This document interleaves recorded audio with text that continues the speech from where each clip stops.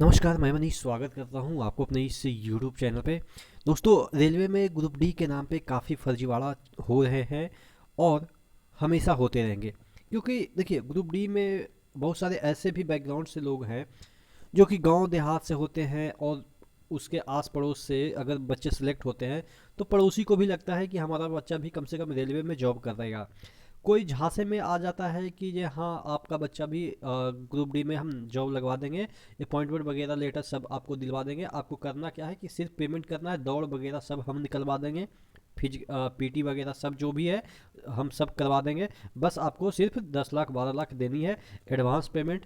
आप एग्ज़ाम के समय आपको इतना देनी है उतना देनी है। यानी कि भोले भाले बच्चे और भोले भाले माता पिता दोनों को बरगला के इस तरीके से लुटाई होती है। यहाँ पे देखिएगा और ये देखिएगा यहाँ पे। और रेलवे में ग्रुप डी में भर्ती के नाम पे बड़ा फर्जीवाड़ा, बिहार के युवक बने ठगी के शिकार। और ये जो न्यूज़ है आप देखेंगे, आज ही के डेट का है 27/12/2022 का। तो यहाँ पे देखिएगा इनको जो हालांकि इन्होंने एक हिम्मत दिखाई कि जिनके साथ फर्जीवाड़ा हुआ उन्होंने रिपोर्ट दर्ज कराई। इसमें दे रखा है देखिएगा, रेलवे में ग्रुप डी के भर्ती कराने के नाम पे एक बड़ा फर्जीवाड़ा सामने आया है जिसमें बेरोजगार युवकों से करोड़ों की ठगी का अनुमान लगाया गया है। इस बार बिहार के युवकों से ठगी करने का मामला सामने आया। ठगी के शिकार बिहार के युवकों ने ही रांची के जगन्नाथपुर थाना में 3 के विरुद्ध ठगी की प्राथमिकी दर्ज कराई है।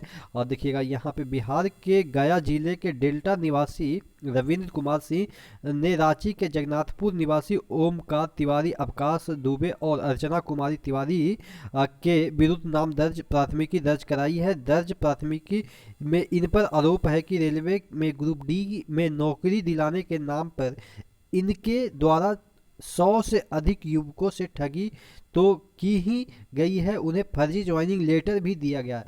जब उक्त ज्वाइनिंग लेटर के आधार पे वो लोग ज्वाइन करने गए तो वहाँ बताया गया कि ज्वाइनिंग लेटर के साथ साथ सभी दस्तावेज भी फर्जी है। तो देखिए, मैं आपको एक आश्वस्त कर दूं कि लोग झांसे में आ जाते हैं कि फिजिकल, देखिए ये सब चीज़ें होती है। मैं मानता हूँ कि फर्जी के तरीके से ग्रुप डी में सेलेक्ट होते हैं, लेकिन उसका एक प्रोसेस है। ऐसा नहीं है कि रात को हम अपने कमरे में डॉक्यूमेंट्स बनाए और सुबह सबको बांट दिए 10-10 लाख लेके।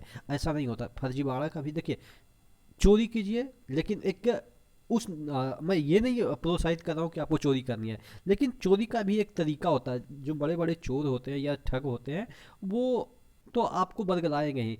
लेकिन यहाँ पे देखिए, आप भोले भाले लड़के हैं, भोले भाले आपके माता पिता हैं।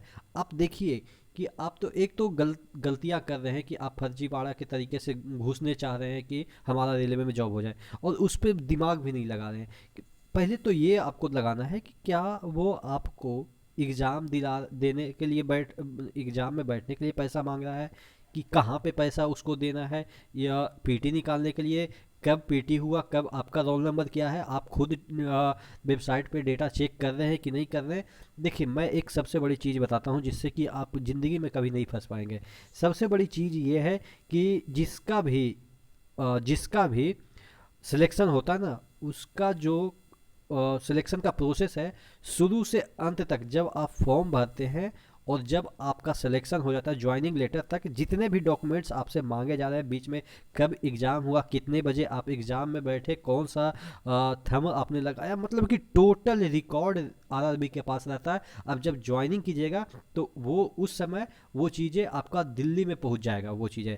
और क्या होगा ना कि 10 साल बाद भी 12 साल बाद भी अगर जॉब करते समय आप ये पता लगा सकते हैं कि हम कौन से एग्ज़ाम के थ्रू आए हैं, कितने बजे मेरा थंब इम्प्रेशन हुआ था, कौन से डेट में, कौन से टाइमिंग में मेरा पीटी हुआ था, पेपर हुआ था कौन से टाइमिंग में, कौन सा ईयर में। ये सब डेटा हमेशा जब तक जिंदा आप हैं, जिंदा के मरने के बाद भी स्टोर रहता है। कुछ वर्ष तक उसका एक लिमिट होता है कि कितना वर्ष तक एक बंदे का डेटा स्टोर करेगा।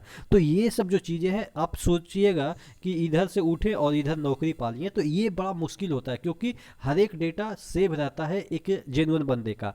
अब इसमें क्या होता है, फर्जीवाड़ा करने वाले क्या होते हैं कि दूसरे सेटर को बैठा देते हैं, तो वो एक प्रकार का जेन्युइन ही हो गया, क्योंकि वो आपके जगह पे बैठा तो उसके पास रिकॉर्ड हो गया कि आपने ही बैठा, तो वो एक जेन्युइन फर्जीवाड़ा हो गया। और ये तो एकदम से बिल्कुल निठाई क्या बोल सकते हैं, बेवकूफ़ फर्जीवाड़ा हुआ जिसमें आपको कुछ पता भी नहीं चला, ज्वाइनिंग लेटर आपको आ गया। मतलब कि आपको ये भी नहीं पता है कि कहाँ आपका एग्ज़ाम हो रहा है, कौन सा पेपर आया, ये सब तो होनी चाहिए ना। जब आप फर्जीवाड़ा भी करवा रहे हो तो कुछ ना कुछ तो आपको ज्ञान होनी चाहिए ना कि कैसे कैसे करना है फर्जीवाड़ा में। लेकिन कुछ भी नहीं, आप सीधे पैसे दे दिए। तो ये सब तो चीज़ें होगी ही, लेकिन क्या कर सकते हैं, पैसे बहुत मेहनत से आते हैं भाई। मैं समझता हूँ इस परेशानी को, जिसने भी पैसे दिए होंगे बहुत मेहनत से आती है। क्योंकि ग्रुप डी के नौकरी के लिए अगर पैसे दे रहे हैं तो आप समझ सकते हैं कि कितना मेहनत से वो पैसे इकट्ठे किए होंगे। लेकिन क्या कर सकते हैं, आप गलत तरीके से जाइएगा तो इसी तरीके से फंसिएगा। मेहनत कीजिए, नहीं सफल होते हैं कोई बात नहीं, ज़िंदगी में नौकरी ही सब चीज़ नहीं है। नौकरी के बाद भी बहुत सारी चीज़ें हैं, ठीक है ना। आप इंडिया के पॉपुलेशन को देख लीजिए, जितने भी पॉपुलेशन है, सवा एक करोड़, सवा एक अरब की जनसंख्या है, 130 करोड़ या समथिंग ऐसे ही कुछ है। तो उसमें से कितना परसेंट सरकारी जॉब कर रहे हैं, नहीं ना, सब नहीं कर रहे हैं ना। तो फिर भी क्या वो जी नहीं रहे हैं क्या?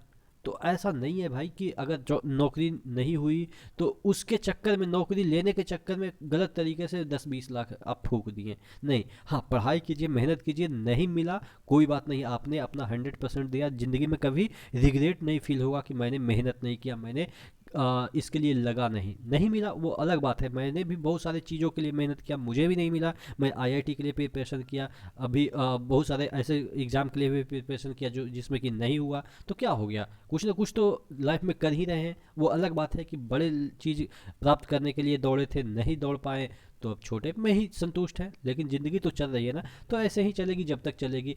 इतना आप किसी चीज़ को इतना ओवर, आप कर सकते हैं ना, अपने आप को ये मत कर लीजिए कि उसके बिना कुछ है ही नहीं, ठीक है ना। तो आशा करते हैं चीज़ें समझ में आई होगी, और जिनके साथ हुआ, होना भी चाहिए। गलत तरीके से आप जाइएगा तो गलत होगा ही, ठीक है। तो नेक्स्ट वीडियो मिलता है, तब तक के लिए जय हिंद।